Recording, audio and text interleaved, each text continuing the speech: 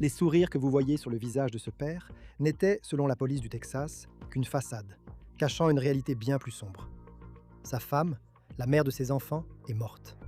Et il n'est pas seulement accusé de meurtre, cette histoire va bien au-delà de cela. Ce que la police affirme qu'il leur a dit pour, soi-disant, tenter de les lancer sur une fausse piste lorsqu'ils sont venus frapper à sa porte. Et ce que ce suspect de meurtre aurait dit à sa propre mère dans les instants qui ont suivi, selon la police, le moment où il serait devenu un meurtrier présumé. Nous suivons l'affaire présentée par Law and Crime.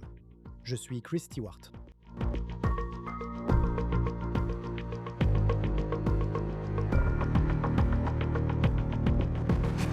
La mère texane, Eliana Begani, devait retrouver une amie pour le petit déjeuner mercredi dernier, mais elle ne s'est pas présentée à ce rendez-vous. Et lorsque cette amie n'a pas réussi à la joindre, elle a ensuite appris que la mère d'Eliana n'arrivait pas non plus à la joindre. Elles se sont inquiétées et ont appelé la police. Cet appel a conduit à ce qui semble être un échange glaçant entre les agents et l'homme que vous voyez ici avec Eliana, son mari depuis plus de 7 ans, Jake Begani. Maintenant, Eliana et Jake y sont aussi parents. Ils ont 2 jeunes garçons, âgés de 2 et 5 ans, ce qui est tout simplement déchirant. Et seulement 3 jours avant la mort d'Eliana, voici ce que Jake a publié sur sa page Facebook. Une vidéo montage montrant ce qui semble être une famille parfaite, réunie, célébrant l'anniversaire de l'un de leurs garçons. Et quand on regarde cette publication, il y a des photos d'Eliana dans le montage et des photos d'Eliana et Jacob ensemble. Et en surface, tout semblait aller bien. Le 22 juillet, il a également publié une autre vidéo, montage, avec des photos d'Eliana. C'est un montage d'images d'eux, ensemble, au fil des années, en tant que famille réunie. Il n'est jamais facile de comprendre comment quelqu'un qui semble si aimant pourrait, selon la police du Texas, avoir été capable de faire ce que Jake aurait fait. Tout cela se passe à Plano, au Texas. C'est une banlieue de Dallas. Et il semble que Plano était le nouveau foyer de la famille Begani. Nous avons découvert qu'en avril, Eliana a publié dans un groupe de quartier de Plano en disant, je cite, Bonjour à tous. Nous sommes ravis de vous annoncer que notre famille déménage d'Orlando, en Floride, à Dallas, à cause du travail de mon mari. Je suis actuellement agent immobilier en Floride. Et je vais finir par poursuivre ma carrière au Texas aussi. Nous avons 2 adorables garçons, l'un de 4 ans et l'autre de 18 mois. Et nous aimerions entrer en contact avec d'autres familles de la région. N'hésitez pas à m'envoyer un message. Je serai ravi de rencontrer de nouveaux amis et de commencer à construire notre communauté à Dallas. Il semble que Jake soit originaire de l'Oregon. Puis, il a commencé à sortir avec Eliana en 2019.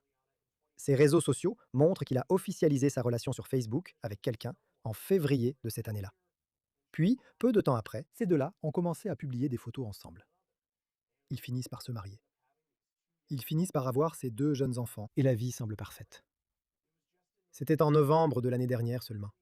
Eliana a publié, je cite, Je t'aime, Jake Begani. Merci pour ces 7 années passées ensemble. Dieu a béni notre histoire, notre amour et la belle famille que nous avons construite. Surtout nos enfants, qui rendent nos vies meilleures. À nous, à ses plans et à de nombreuses autres années ensemble. Maintenant, même si Jake avait publié ce magnifique montage familial, quelques jours seulement avant d'avoir prétendument tué Eliana, les choses n'étaient pas aussi parfaites qu'elles en avaient l'air. Apparemment, ils étaient en train de divorcer. Maintenant, on ne sait pas exactement dans quelles circonstances ils se séparaient.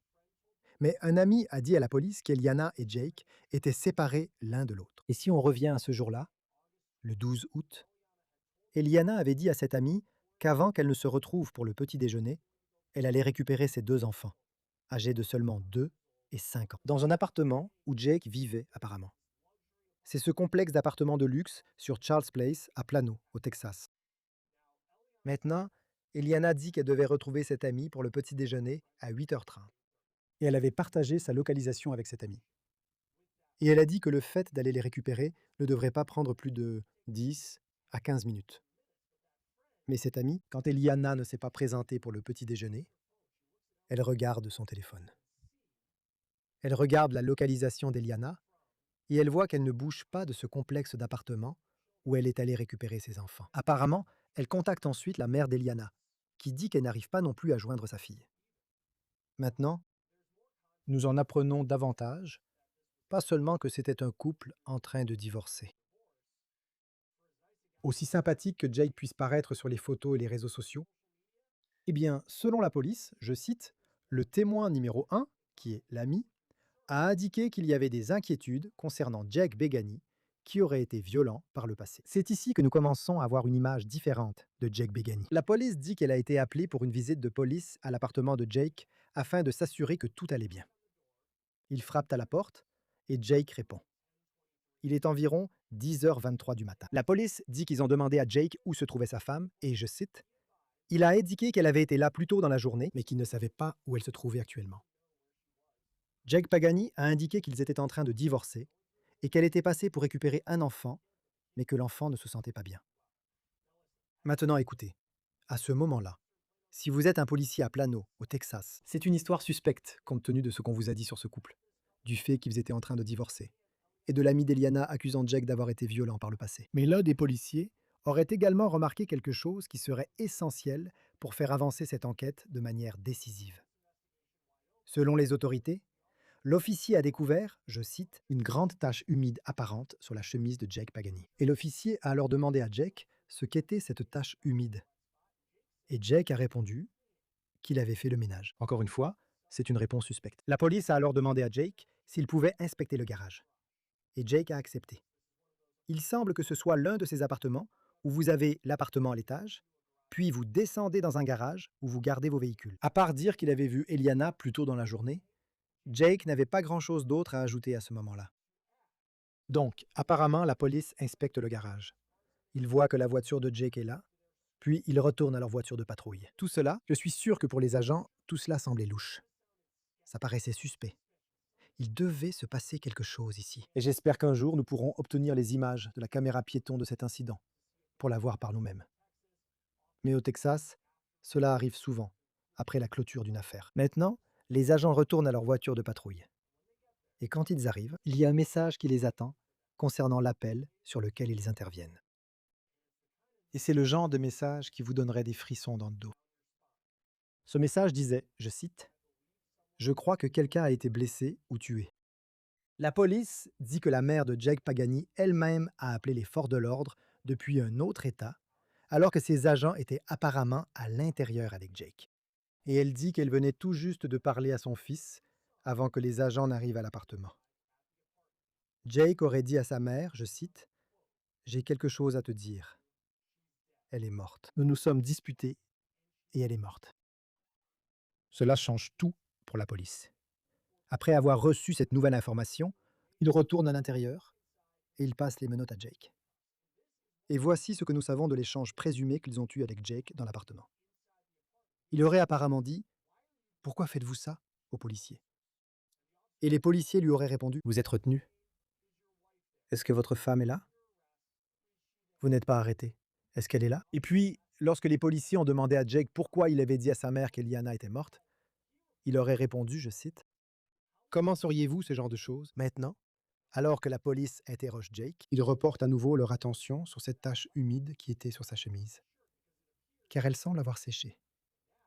Et maintenant, il y a une tache brun rougeâtre à cet endroit. Et la police pense qu'il s'agit de sang. Ils disent qu'à ce moment-là, ils avaient suffisamment de motifs raisonnables pour fouiller son appartement à la recherche d'Eliana. Maintenant, il est important de noter qu'au moment où cet échange a lieu et que la police essaie de comprendre ce qui est arrivé à Eliana et si elle a été blessée, les deux enfants du couple, âgés de 2 et 5 ans, se trouvent apparemment dans l'appartement. Maintenant, la police a déclaré qu'il n'est pas clair ce que ces enfants ont vu ou ce qu'ils ont pu vivre dans l'appartement ce matin-là. Mais avec Jake retenu par la police retourne alors au garage. Ils disent qu'ils se dirigent vers la voiture de Jake et ouvrent le coffre. Et ils déclarent qu'à l'intérieur du coffre se trouvaient les restes d'une femme. Et ils affirment qu'il s'agissait du corps d'Eliana Begani. Ses vêtements semblaient avoir du sang dessus, selon la déclaration sous serment à l'appui de l'arrestation que nous avons. Ils notent également qu'elle présentait, je cite, d'importantes blessures au visage et à la tête, ainsi que diverses ecchymoses sur le corps, qui semblaient provenir d'une violente altercation présumée. La police indique que les enfants ont été retirés du domicile. Ils précisent également avoir trouvé une grande quantité de projections de sang à l'intérieur de l'appartement. Jake a été arrêté. Il est accusé de profanation de cadavres et de meurtre au premier degré. Actuellement, il est détenu à la prison du comté de Collin, au Texas, sans possibilité de libération sous caution. Et les sourires que nous avons vus sur ces innombrables photos de famille en ligne sont maintenant remplacés par le regard froid et sans vie d'un accusé de meurtre sur une photo d'identité judiciaire. Il reste encore beaucoup de questions auxquelles il faut répondre dans le cadre de cette enquête. Nous ne connaissons pas la cause officielle du décès d'Eliana Begani, même si la police a décrit des signes visibles de traumatisme sur son corps dans les dossiers du tribunal. Et ce que nous savons d'elle, c'est qu'elle était mère et qu'elle semblait vraiment se soucier de ses enfants. Elle travaillait dur dans sa carrière. Elle a fait des sacrifices pour sa famille, comme déménager à l'autre bout du pays pour le travail de son mari. Et maintenant, ce mari, qui donnait l'impression de vraiment se soucier de sa famille, est derrière les barreaux et pourrait ne plus jamais retrouver la liberté. Pour parler de cette affaire, nous recevons maintenant l'instructeur des forces de l'ordre, Sonny Slaughter. C'est toujours un plaisir de vous avoir ici sur Law and Crime. Ça vient juste, vous savez, en parcourant le document de police que nous avons, qui expose un peu le récit du point de vue des agents, et il y a tellement de choses à dire, bien sûr, en se concentrant sur la victime, Eliana Begani, dans cette histoire. Mais je pense aussi à ces agents. Vous êtes appelés pour aller vérifier que quelqu'un va bien, et j'ai l'impression que 95% de ces interventions font simplement partie de votre quotidien en tant que policier. Mais ensuite, il y a celle-ci. Et soudainement, quelque chose ne semble pas normal. Et tout s'enchaîne pour devenir quelque chose qu'il n'aurait sûrement pas pu anticiper. D'après ce que vous avez lu en parcourant ce document, en tant qu'instructeur des forces de l'ordre, qu'est-ce qui vous a marqué dans la façon dont la police a géré cette situation? Je pense qu'ils ont fait un travail excellent. Et je dis bien excellent. Comme vous l'avez dit, vous savez, les forces de l'ordre, pour la plupart, ils reçoivent ce genre d'appels régulièrement. Vous savez, cela fait partie de leur travail, ces interventions où l'on va simplement vérifier que quelqu'un va bien. Mais ensuite, quand j'ai lu les documents, quand j'ai lu la déposition sous serment et le niveau de détail que l'officier a mis dans sa déposition sous serment, je l'ai ressenti. J'ai ressenti ses mots, sa présence. J'ai ressenti à quel point cela a dû le toucher, même si je n'étais pas là. C'était très détaillé, très bien écrit, très précis. Et on pouvait sentir sa présence, leur présence quand ils entraient et posaient des questions. Et une partie essentielle que tu as mentionnée, quelque chose ne semblait pas normal. Et c'est exactement ce qu'ils ont ressenti immédiatement. Et tu peux comprendre à travers le langage utilisé dans le document quand il ouvre la porte et qu'il voit la tâche. C'est comme regarder une personne dans les yeux et aller directement vers cette tâche en disant ah, quelque chose ne va pas. Et c'est ce qu'ils ont ressenti. Oui, j'ai aussi trouvé quelque chose d'intéressant. Et tu pourrais peut-être mieux l'expliquer, parce que dans la déclaration sous serment que tu as lue, ils ont eu cette interaction avec eux. Et c'est comme, d'abord, on leur a dit en arrivant qu'il y avait des antécédents de violence. Il y a un divorce qui est potentiellement en cours. Je ne sais pas s'ils avaient déposé les papiers, mais ils étaient considérés comme séparés à ce moment-là. On aurait dit que tout était fini. Et puis ils retournent à leur voiture de patrouille. Je suis sûr qu'ils se sont dit, c'était quelque chose. Mais ensuite, Mhm. c'est comme s'il y avait une nouvelle pour eux. Et est-ce que c'est affiché à l'écran, là où ils étaient? Et la note dit que la mère aurait prétendument appelé. Elle a dit qu'elle avait parlé à son fils. Et son fils a dit qu'Eliana Begani était morte. Et j'ai juste trouvé ça intéressant où, tu sais, je suis sûr qu'ils ont, tu sais, je sais pas si talkie-walkie est le bon terme, mais un IFB ou peu importe ce qu'ils utilisent, tu sais, où ça aurait pu passer par le central, tu vois, mais c'est pas le cas. On dirait que la façon dont cette information a été transmise aux agents s'est faite en toute sécurité, pour qu'ils puissent comprendre à quoi ils avaient affaire, puis retourner à l'intérieur, et ensuite, tu sais, ils ne faisaient pas juste une vérification de sécurité, mais maintenant ils s'inquiétaient de savoir si cette femme avait été assassinée. D'accord. Donc, les appels pour violence domestique, même si ce n'était pas techniquement un appel pour violence domestique, c'était un appel de vérification de sécurité. Les appels pour violence domestique sont les interventions les plus dangereuses auxquelles les forces de l'ordre font face chaque jour. Sans aucun doute, il n'y a rien de plus dangereux que ces appels. C'est pourquoi on fournit souvent beaucoup de détails pour ce type d'appel. Celui-ci a d'abord été signalé comme un appel de vérification de sécurité. Et vous savez, ils ont leur radio sur leurs épaules, à leur ceinture, ou là où elles sont accrochées, comme vous en parliez, pour recevoir des informations en continu. Mais quand ils ont reçu l'appel au départ, c'était juste pour un contrôle de bien-être. Mais quand ils sont retournés à la voiture de patrouille et qu'ils ont vu les détails supplémentaires concernant la violence et l'appel et qu'il y avait un incident, cela a changé l'heure. Ils avaient déjà ce sentiment. Cela leur semblait étrange. Et maintenant, ils avaient encore plus de confirmation que c'était étrange. C'était potentiellement dangereux pour eux et quelqu'un était en danger. Donc tout cela leur donne une attitude différente sur la façon dont ils y retournent. Mais le fait qu'ils soient réellement allés à la voiture de patrouille et qu'ils étaient à l'intérieur tout d'abord, c'était une question de sécurité. Une voiture de patrouille où ils pouvaient se mettre à l'écart, un signe de sécurité. Parce que très souvent, dans ce genre d'incident, les choses peuvent devenir violentes très rapidement.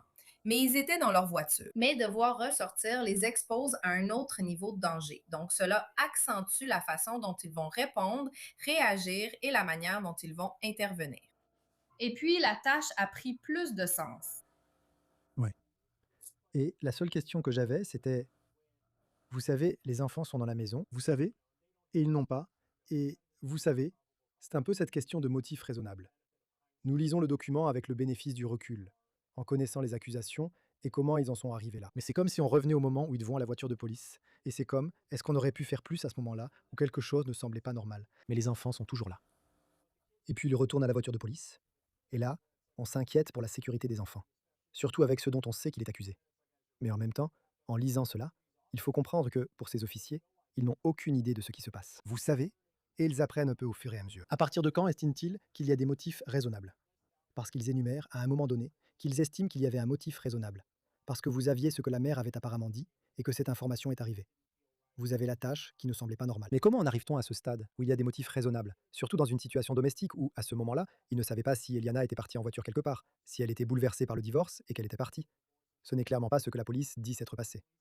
Mais vous savez, la façon dont vous gérez ces situations en tant que policier, ça semble tellement difficile parce que vous ne savez pas ce qui va se passer dans les 5 prochaines minutes. Vous devez prendre la bonne décision et vous devez suivre la loi.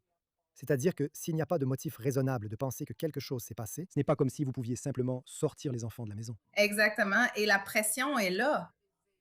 Mais comme vous l'avez dit, vous ne pouvez pas enfreindre la loi pour faire quelque chose, parce qu'il leur a donné une explication. Il a dit que les enfants ne se sentaient pas bien. Donc, elle a laissé les enfants à la maison. Donc, vous ne pouvez pas simplement dire automatiquement, eh bien, laissez-moi voir les enfants, parce que ce n'est pas forcément pour cela que vous pouvez obtenir un mandat fondé sur des motifs raisonnables, parce qu'il n'y avait pas de signaux d'alerte indiquant un réel danger à ce moment-là, jusqu'à ce qu'ils reviennent une deuxième fois. Mais ils devaient quand même suivre une procédure. Rappelez-vous, même si vous pensez qu'ils n'ont pas vu les enfants, qu'ils n'ont pas entendu les enfants, ils ne les ont ni vus ni entendus. La tache rouge sur la chemise et le fait que la maman soit portée disparue n'était toujours pas suffisant, sauf avec l'élément supplémentaire de leur retour.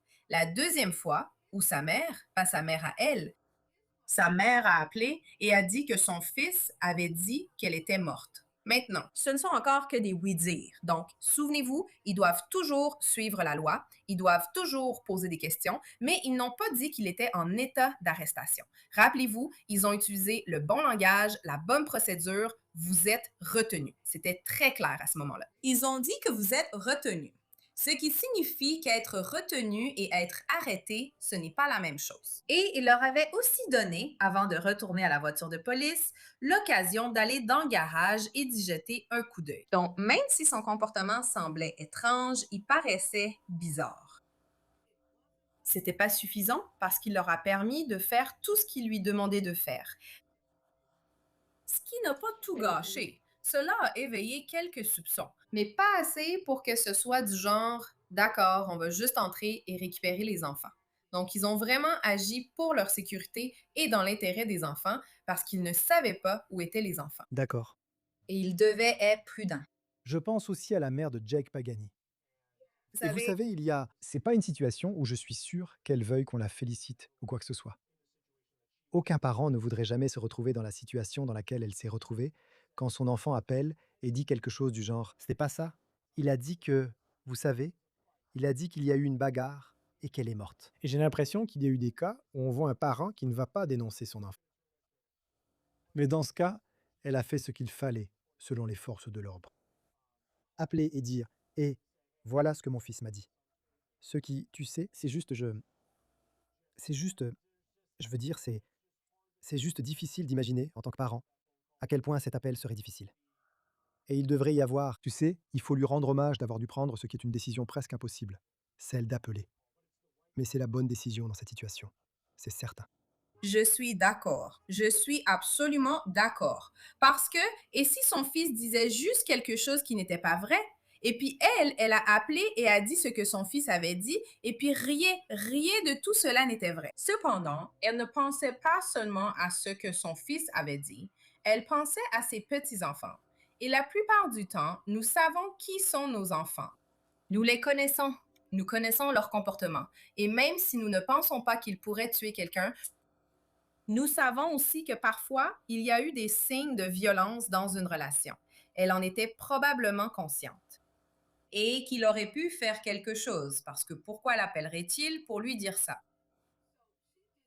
Donc, elle a fait ce qu'il fallait. Je pense qu'on devrait absolument lui reconnaître ce mérite et probablement lui tenir la main en même temps parce que ça reste son fils, ça reste son enfant. Et il a fait quelque chose d'aussi odieux à une belle-fille, c'est vrai, qui a donné naissance à ses petits-enfants. Donc, la dynamique ici, c'est comme les dynamiques des forces de l'ordre, elles sont uniques. La dynamique de la mère du présumé meurtrier qui intervient en sa faveur, c'est vraiment unique. Et puis, le fait que les forces de l'ordre aient pu obtenir un mandat fondé sur des motifs plausibles afin de récupérer les enfants et malheureusement de retrouver le corps de leur mère. Il a dû faire beaucoup de choses en très peu de temps. Souviens-toi, parce qu'elle devait rencontrer, c'était sa mère ou quelqu'un d'autre pour le petit Son déjeuner. ami, à Dallas vers 8 heures. Et puis l'appel à la police a été passé vers 10h20. Ce qui est, tiens, encore une fois, tu sais, juste réfléchir, tu vois. Et l'autre aspect aussi, c'est cette tâche, comme l'histoire de la tâche. Et la façon dont l'agent l'écrit, c'est comme la chemise A, tu sais. Si c'est tu vois, disons. Et dans ce cas, ils prétendent qu'il avait du sang sur sa chemise. Il a probablement essayé de l'essuyer avec de l'eau d'une certaine sorte. La chemise est mouillée quand la police arrive, mais elle est sèche quand ils reviennent. Je sais. Ouais. Tu sais, et les policiers ne sont pas engagés pour bien rédiger des rapports. Tu sais, c'est comme, je veux dire, certains sont très fades à lire. Mais l'un d'eux, le détail, c'est juste quelque chose que, comme tu l'as dit, tu le ressens en le lisant au fur et à mesure que tu avances. Tu sais, le divorce pousse, tu sais. Heureusement, je n'en ai jamais vécu un. Mais on voit dans tellement de cas. Le divorce pousse les gens à faire des choses folles. Les relations, l'amour. Ça pousse les gens à faire des choses horribles. Et si vous regardez Law and Crime ou le tribunal, Oui. malheureusement, on le voit bien trop souvent. Mais je reste quand même surpris de voir, malgré le côté superficiel des réseaux sociaux, comment quelqu'un peut poster des photos où il a l'air heureux, souriant, sans vraiment, vous savez, d'après ce que j'ai trouvé, peut-être quelques excès de vitesse, jamais vraiment de casier judiciaire. Et pourtant, tu es prétendument la mère de tes enfants. Et ensuite, réussir à garder une certaine contenance, alors que tu aurais pu agir de façon étrange devant la police. Mais c'était quelqu'un qui, sur le moment, j'ai pu, du moins à ce moment-là, la police est partie. Ils n'ont pas eu l'impression d'avoir des motifs suffisants pour quoi que ce soit, à cause de la façon dont ils se comportaient. Nous n'avons pas la caméra piéton à ce stade, mais c'est juste, ça te donne juste une idée des personnes avec lesquelles les forces de l'ordre doivent entrer en contact. Où tu te dis qu'il y a quelque chose qui ne va pas chez cette personne. Oui. Et ça me sidère que ce soit la même personne que tu vois sur ces photos. Et tu sais, je pensais à ça pendant que j'attendais qu'on ait cette conversation. J'ai divorcé. J'ai été mariée 2 fois, j'ai divorcé. Mais la seule chose que j'ai toujours dite, je ne veux pas que quelqu'un m'aime au point de pouvoir me tuer. Je ne veux pas de ce genre d'amour. Je n'ai jamais connu ce genre d'amour. Par exemple, je m'entends très bien avec mon premier mari. Le deuxième est mort. Je ne l'ai pas tué, mais le niveau 2, les réseaux sociaux ont une façon de falsifier ou de mettre, je sais pas, un voile sur la vérité. Parfois, sur la vie des gens, où tu penses que tout est tellement parfait. Cette personne est tellement géniale. Et parce que quand on est transparent, les réseaux sociaux font l'inverse. Quand tu es transparente et que tu parles vraiment de qui tu es, et comme tu disais, ces affaires me blessent tellement profondément. Je suis maman, je suis grand-mère, et je ne connais aucun des animateurs comme vous, ni les experts qui viennent, pour qui ces affaires ne comptent pas, pour qui elles ne les touchent pas. Et puis parfois, on serait beaucoup attaqué à cause des positions que nous adoptons professionnellement, sous un angle ou un autre, par certaines personnes. Ils agissent comme si nous n'en avions rien à faire. Et je pense que c'est ce que les réseaux sociaux font qui nous nuit en tant que société. Ça n'autorise pas les gens à être authentiques. Donc, on peut voir, par exemple, où ou mieux comprendre comment il en est arrivé là. De l'aimer, avoir 2 enfants, à la tuer, à l'avoir prétendument tuée dans la maison ou près de la maison, avec leurs enfants de 2 et 5 ans près d'eux.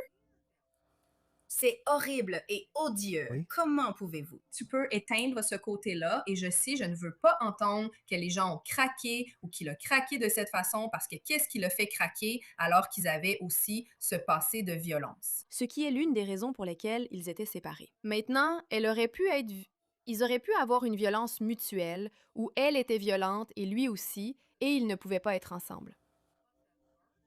Mais le meurtre à la maison avec les 2 bébés, et il était assez calme quand il a avancé que les enfants étaient malades. C'était ça. C'était le calme avec lequel il était encore Oui. capable de mentir, soi-disant, avec Ah ouais. politesse. Et je veux dire, vous savez, ces histoires, ça revient un peu à cette question parce que c'est comme, voilà, vous savez, elle a fait ce qu'il fallait. Et apparemment, elle a partagé sa localisation avec une amie en disant: «Hé, ça va prendre 10 à 15 minutes. Si ça dure plus longtemps, tu sais, on se voit après». Vous savez, je ne sais pas si c'était du genre: «Et si tu n'as pas de nouvelles de moi dans une heure, appelle la police». Mais c'était plutôt comme c'est juste que dans ces cas-là, vous savez, je ne pense pas qu'elle s'attendait à ce que ça se passe comme ça, ce jour-là.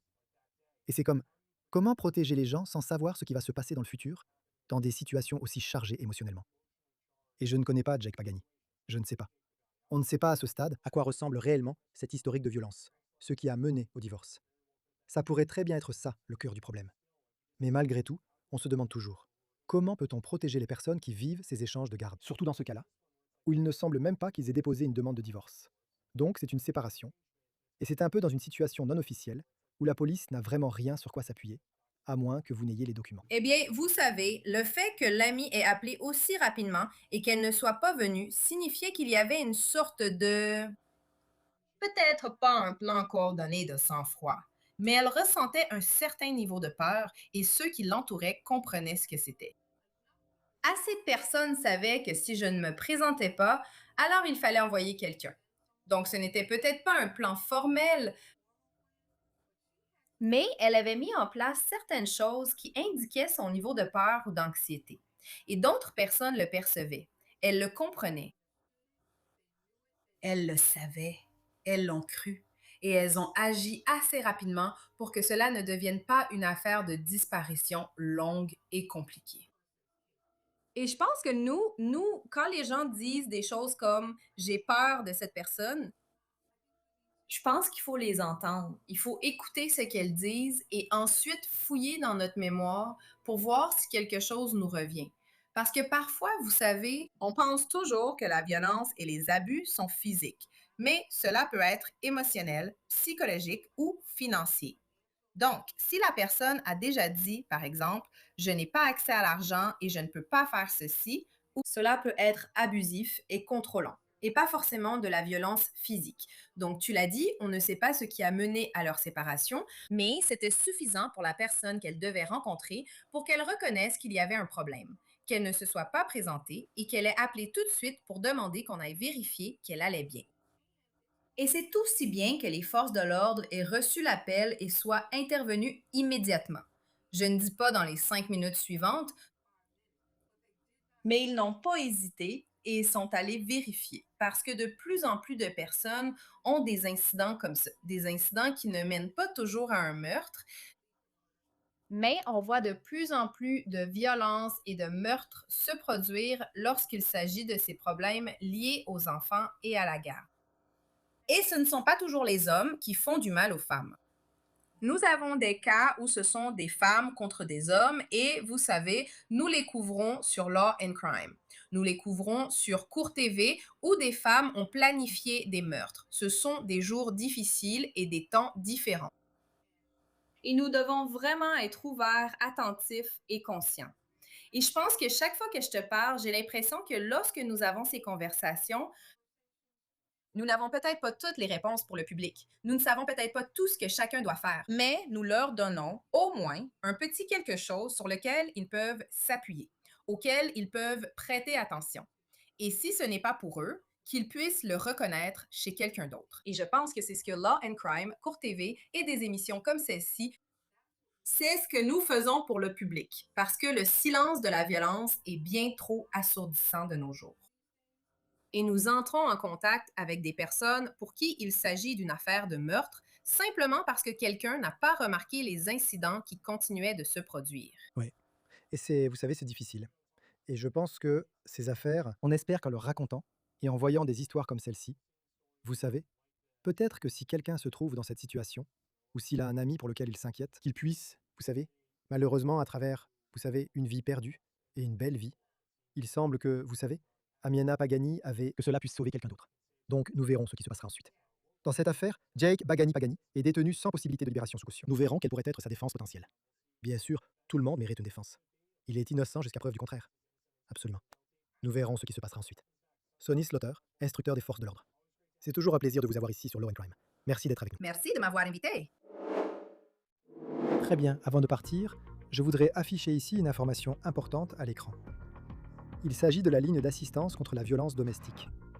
Elle est disponible plusieurs heures par jour et peut vous aider si vous êtes en difficulté ou si vous connaissez quelqu'un qui l'est. Elle s'adresse aux personnes qui parlent plusieurs langues et elle est disponible 24 heures sur 24, 7 jours sur 7. Le numéro est le 800 799 7233. Vous pouvez également envoyer le mot START par SMS au 887 88 ou vous rendre sur le site thehotline.org. C'est tout pour On the Case présenté par Law and Crime. Abonnez-vous à notre chaîne YouTube et à notre compte Spotify. Nous diffusons également sur Peacock. Je suis Chris Stewart. On se retrouve la prochaine fois.